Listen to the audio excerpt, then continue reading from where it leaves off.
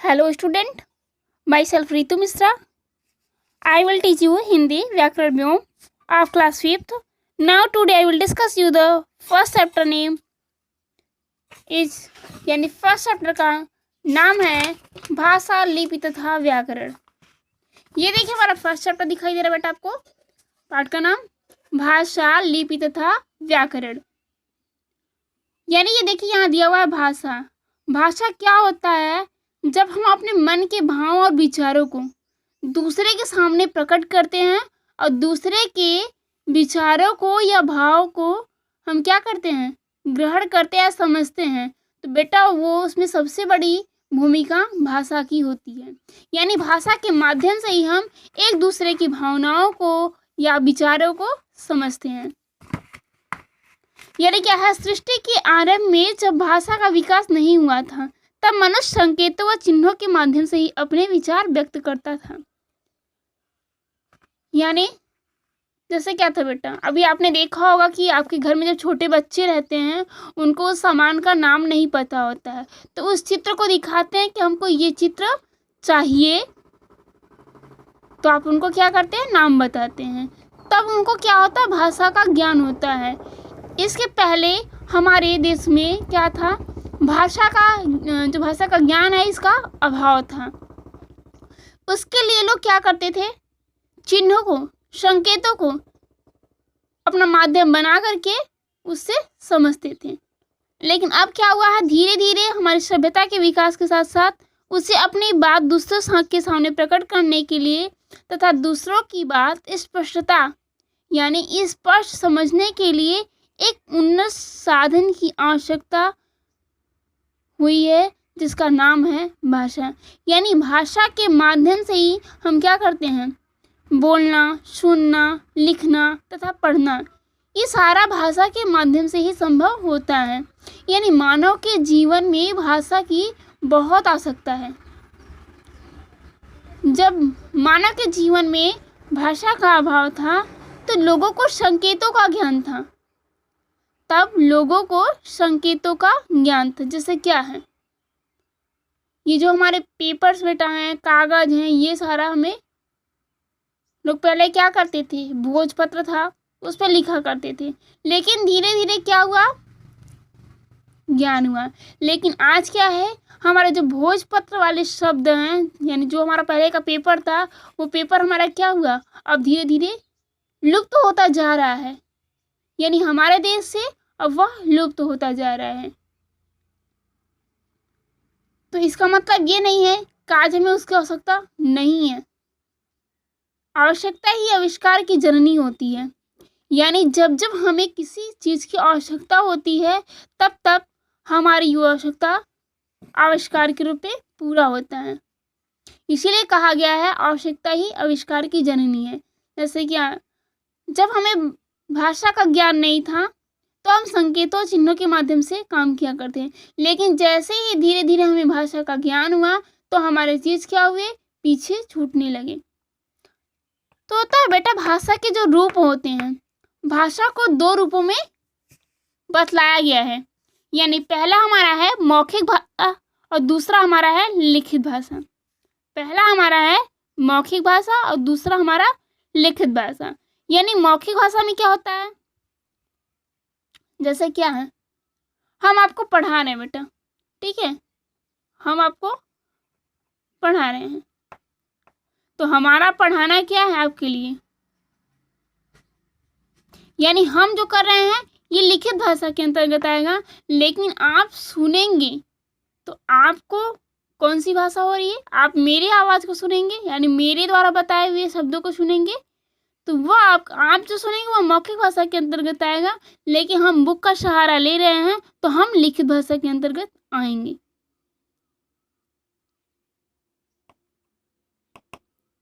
तो मौखिक भाषा क्या होता है, जैसे मम्मी से आपकी बात होना, दादी से आपकी बात होना, घर में जितने पेरेंट्स आपके हैं, मतलब मम्मी पापा, चाचा चाची, दीदी भैया, इन सब के बीच में आपकी जो बातें होती है बेटा, यह बातें आपके लिए क्या होता है, मौखिक भाषा के अंतर्गत को दर्शाता है। लिखित भाषा क्या होता है, आपने देखा होगा कि बड़े बड़े पोस्टर लगे होते हैं, दीवारों पे लिखे होते हैं, आप टॉप वगैरह पहनते हैं, यूज करते हैं, उस पे लिखे होते हैं। तो बेटा जो लिखा हुआ होता है, लिखे हुए चीज़ों को जो हम पढ़ते हैं तो हमारा होता है वह लिखित भाषा के अंतर्गत आता है। अब आपको क्लियर होता होगा कि मौखिक भाषा क्या होता है, लिखित भाषा क्या होता है। सिंपल सा फिर से परिभाषा जानेंगे कि मौखिक भाषा के अंतर्गत बोलकर या फिर सुनकर समझा जाता है। अपने मन के भावों और विचारों को बोलकर प्रकट करना तथा सुनकर ग्रहण करना मौखिक भाषा कहलाता है। जैसे है हमारा रेडियो। अब देखते हैं बेटा रेडियो क्या है। एक एग्जाम्पल के रूप में हम लेते हैं रेडियो क्या है। जब हमारे गांव में टीवी नहीं था तो लोग रेडियो रखा करते थे। जब हमारे गांव में टीवी नहीं था तो लोग रेडियो रखा करते थे, लेकिन जब आज टीवी हो गया है तो लोग रेडियो भूल गए हैं। बेटा रेडियो से क्या था, हमें बहुत सारे नॉलेज मिलते थे। ऐसा नहीं था कि रेडियो में हम देखते नहीं थे। जो होता है वो हमेशा अच्छे के ही लिए होता है, लेकिन लोगों के सोच जो होते हैं वो थोड़े से डिफरेंट टाइप के होते हैं। इस लोग कहते हैं कि नहीं इसकी आवश्यकता नहीं, इसकी आवश्यकता होती है। आज देखिए टेलीविज़न हो गया, हमें सुविधाएं मिल गई हैं, लेकिन हमारे पास ज्ञान का अभाव हो गया है। क्योंकि दिन में 24 घंटे होते हैं, तो 24 घंटे टेलीविज़न तो कोई देख नहीं सकता है। उससे हमारी आंखों पे प्रभाव पड़ता है, साथ साथ कानों पे भी प्रभाव पड़ता है। क्योंकि बैलून तेज करके आप सुनेंगे। लेकिन जो हमारा रेडियो था यह हमें क्या करता था, हमारे आंखों को कोई इफेक्ट नहीं डालता था। हमारे आंखों पे कोई इफेक्ट नहीं डालता था तो मेरे कानों पे डालता था, लेकिन इतना बड़ा इफेक्ट नहीं डालता था, क्योंकि उसके जो आवाज़ होते हैं वो क्लियरेस्ट होते हैं। ऐसा नहीं टेलीविज़न की आवाज़ क्लियरेस्ट नहीं होते, इनके भी आवाज़ क्लियरेस्ट होते हैं। बट क्या होता है बेटा कि जो हमारा रेडियो था वो हमारे लिए मोस्ट इम्पॉर्टेंट था। क्या टेलीविज़न नहीं है? टेलीविज़न भी है। जब हमारे सामने कई प्रकार के मिष्ठान रखे होते हैं तो हमेशा हम अच्छा चॉइस करेंगे, लेकिन जब हमारे सामने एक मिष्ठान रखा रहेगा तो हम उसी को यूज करेंगे ना। तो अब हमारे सामने क्या हुआ, टेलीविज़न आ गया है तो हम रेडियो को भूल गए हैं। लेकिन जब गांव में बेटा क्या था कि 80% घरों में रेडियो हुआ करता था तो 20% घरों में टेलीविज़न हुआ करता था। आज क्या है कि 90% घरों में टेलीविज़न है और 10% घरों में आज रेडियो है। यानी अब धीरे धीरे क्या व्यक्ति वैज्ञानिक तरीके से तो बढ़ता जा रहा है, लेकिन धीरे धीरे बाकी का अभाव होता चला जा रहा है। तो देखिए हम आते हैं मौखिक भाषा और लिखित भाषा ना। जो हमारा रेडियो है मतलब लोगों के बीच में भाषण देना, मोबाइल से बात करना, वाद विवाद मतलब कन्वर्सेशन, बातचीत, वार्तालाप, ये सारा चीज़ आपके भाषा के मौखिक रूप के अंतर्गत आता है। अब लिखित रूप क्या होता है, हम अपने मन के भावों और विचारों को लिखकर या पढ़कर दूसरे के सामने प्रकट करते हैं, तो वह हमारा होता है लिखित भाषा। जैसे क्या है निबंध लिखना, कॉपी में आप निबंध लिख रहे हो तो किस भाषा के अंतर्गत आएगा, लिखित भाषा, क्योंकि आप लिखने का काम कर रहे हैं। कैसे कंप्यूटर पे आप ईमेल करते हैं, मेल करते हैं, ये सारा चीज़ किसके अंतर्गत आएगा, लिखित भाषा के अंतर्गत आएगा। पत्र लिखना, समाचार पत्र, अखबार पढ़ना, ये सब किसके अंतर्गत आएगा,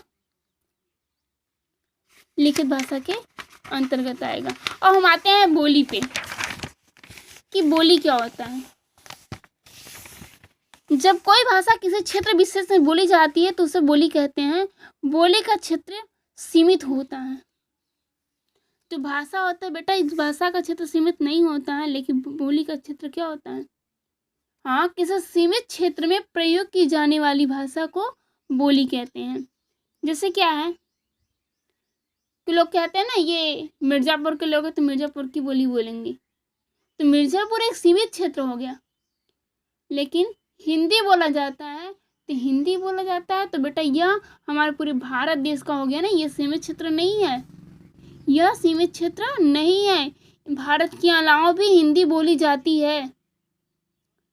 भारत के अलावा अन्य देशों में भी कहीं कहीं हिंदी की भी विशेषता है। ऐसा नहीं कि हिंदी की विशेषता नहीं है, हमारे देश में ही है, ऐसा हम नहीं कह सकते बेटा।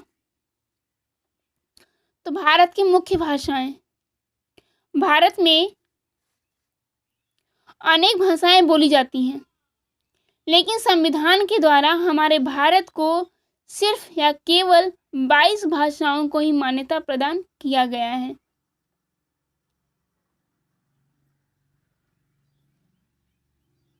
जैसे है आपका असमी, बांग्ला, गुजराती, हिंदी, कन्नड़, कश्मीरी, मलयालम, मणिपुरी, मराठी, नेपाली, ओडिया, पंजाबी, संस्कृत, संथाली, सिंधी, तमिल, तेलुगु, उर्दू, बोडो, डोगरी, मैथिली, कोंकणी, ये हमारी जो 22 भाषाएं हैं बेटा। संविधान आप समझते हैं ना, जिनको डॉक्टर भीमराव अंबेडकर ने बनाया। अभी आप उनका जन्मदिन बीता हुआ है, 14 अप्रैल को था, जिसमें आपका एक ऐसे कंपटीशन हुआ था। तो बेटा ये जो हमारा बना हुआ है, इसमें लगे हुए समय की अवधि थी 2 वर्ष 11 माह 18 दिन। ये जो हमारा संविधान बना है, इसको बनाने में 2 वर्ष 11 माह 18 दिन लगा था। ये जो हमारा सूची तैयार हुआ था, विशेष सूची तैयार हुआ था, उसमें हमारे देश में केवल 22 भाषाओं को ही मान्यता प्रदान किया गया था। अब हमारा आता है लिपि। प्राचीन काल में भाषा केवल बोली जाती थी, उसका कोई लिखित रूप नहीं था, किंतु भाषा के महत्व को देखते हुए धीरे धीरे बोली जाने वाली ध्वनियों के लिए कुछ चिन्ह निश्चित किए गए। इन्हीं चिन्हों की सहायता से भाषा को लिखना संभव हो गया। यानी जो हम अपना लिपि, हमारा क्या होता है, भाषा की ध्वनियों को लिखने के लिए निश्चित किए गए जो चिन्ह होते हैं, वही हमारे क्या होते हैं, लिपि होते हैं। कि भाषा की ध्वनियों को लिखने के लिए निश्चित किए गए चिन्हों को लिपि कहते हैं। प्रत्येक भाषा की अपनी एक लिपि होती है, यानी प्रत्येक भाषा की अपनी एक पहचान होती है। यानी क्या है बेटा, अपनी एक पहचान होती है। तो देखिए, हिंदी, संस्कृत, मराठी, गुजराती, यानी इन चारों भाषाओं के लिए देवनागरी लिपि का प्रयोग किया गया है। यानी इनका चिन्ह क्या है, देवनागरी लिपि। इनकी लिपि क्या है, देवनागरी लिपि। यानी हिंदी भाषा में, संस्कृत भाषा में, मराठी में, गुजराती में देवनागरी लिपि का प्रयोग किया गया है। अब है हमारा पंजाबी। जो हमारी पंजाबी भाषा है, पंजाबी भाषा को गुरमुखी लिपि में लिखा गया है। उर्दू और अरबी को फारसी लिपि में लिखा गया है। चीनी को चित्रलिपि में लिखा गया है। अंग्रेजी, जर्मन, फ्रेंच, इन तीनों भाषाओं के लिए रोमन लिपि का प्रयोग किया गया है। अब आते हैं बेटा हम व्याकरण की तरफ कि हमारा व्याकरण क्या होता है। कभी कभी अज्ञानता या असावधानी के कारण कुछ व्यक्ति भाषा के उच्चारण, वर्तनी या अर्थ ग्रहण में गलती कर देते हैं, तो जिसके भाषा में विकार आ जाता है। विकार का मतलब क्या होता है, एक नया स्वरूप धारण कर लेता है। यह विकार व्याकरण के ज्ञान से दूर होता है। तो व्याकरण के नियम भाषा को शुद्धता सरल बनाते हैं। यानी हम सीधे तौर से ये कह सकते हैं कि जो हमें यानी व्याकरण के माध्यम से ही शुद्धता और अशुद्धता का ज्ञान होता है। यानी जो हमारे पास भाषाएं तो हो गए हैं, आपने 22 भाषाओं को पढ़ लिया है, लेकिन उसके लिए शुद्ध और अशुद्धता का ज्ञान किसके माध्यम से होता है, वह है हमारा व्याकरण, जिनके माध्यम से हमें शुद्ध और अशुद्ध उच्चारण का ज्ञान होता है। हमारे व्याकरण के 3 विभाग होते हैं, वर्ण विचार, शब्द विचार, वाक्य विचार।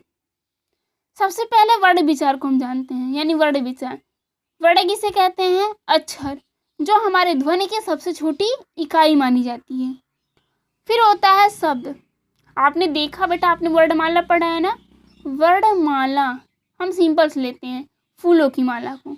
तो फूलों की माला बेटा इतने आसानी से नहीं बनते हैं। फूलों की जो माला बनती है ना, एक एक करके जब ढेर सारे होते हैं तब जाकर एक माला तैयार होता है। उसी प्रकार हमारे ढेर सारे वर्ड होते हैं ना, आपके यानी अस्य कसिज्ञा तक के जितने भी वर्ड होते हैं वो सारे वर्ड वर्णमाला के अंतर्गत आते हैं। तो वर्डों की जो माला होती है उसी को वर्णमाला कहते हैं। शब्द विचार हुआ, तो वर्डों को जोड़कर यानी वर्डों के सार्थक समूह को शब्द कहते हैं।